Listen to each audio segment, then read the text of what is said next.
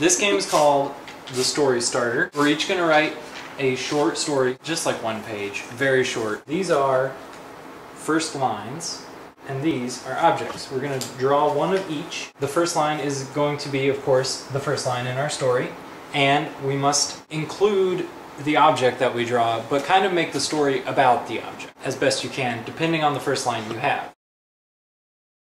Okay, my object was chocolate-covered coffee beans, and my first line is in the story. I know I say it every day, but today will probably be less than adequate.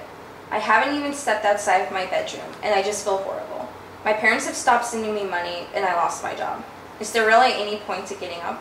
I hear the coffee maker start up. The rich smell sweeps through the apartment. I make myself get out of bed and head to the kitchen. A bag of chocolate-covered coffee beans sits on the counter. The last package left out of the box that I received for graduation. I eat one of the beans. The sweet chocolate mixes perfectly with the strong bitter taste of coffee. Maybe today won't be so bad.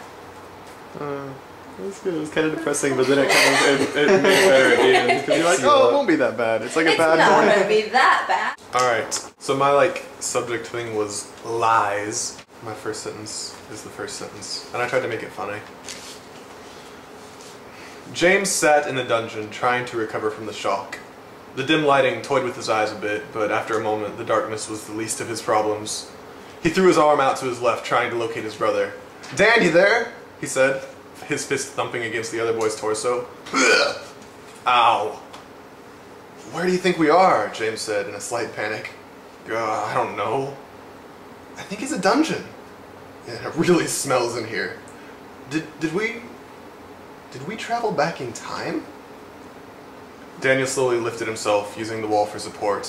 "Hardly," he said. "It has to be some kind of prank. Phil or someone. Probably Phil. But what about those buttons and lights and things in your room?" Yeah, it was definitely Phil. "There was a really loud noise, like a car engine, from behind your bedroom door. I don't think I recall. And then when I opened the door, there was this burst of light. Was there? Haven't you been, hoarding Huon energy or something? I don't know what you're talking about. It felt like my whole body was like the physical embodiment of a lightning bolt." "Okay, fine," Daniel shouted. "I was working on a time machine, something went wrong, and now we're here." James gathered everything for a moment. "So, what do we do now?" Daniel pondered for a moment. "Another time machine?" "Another time machine." Okay, my cards are wandering, and my first sentence, and I'll just continue to the rest of the story. It goes as follows. Cameron walked into the cafe, tripping over his shoelace for the third time that morning. He'd gotten up early, before 6, but he hadn't been sure why. He'd simply felt compelled to pull himself out of his covers at that half-lit hour, as though he were lifted from his bed by an unseen hand. Still in a daze, he found himself standing at the door, dressed in full and already bundled deep within his winter coat.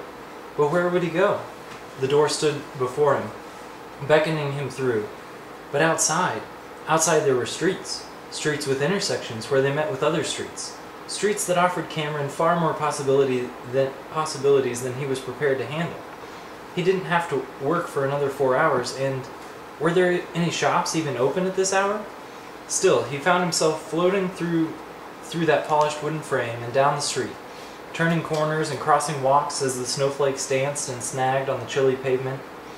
Around and around he wandered, twisting through the buildings in a haze which was only snapped when his ambient footsteps caught on his untied laces. He stumbled and jerked forward, hands braced before him, prepared for impact.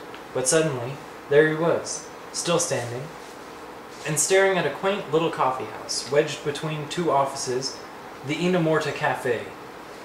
Light poured from the cafe's 4 picture windows, almost calling him in. Or perhaps it had been beckoning him all along. And that's all I got. That's good. I like it. I like it. Ina Morata. Yeah, and that's what I wrote, but I didn't read it like that. Both you got ones I wrote.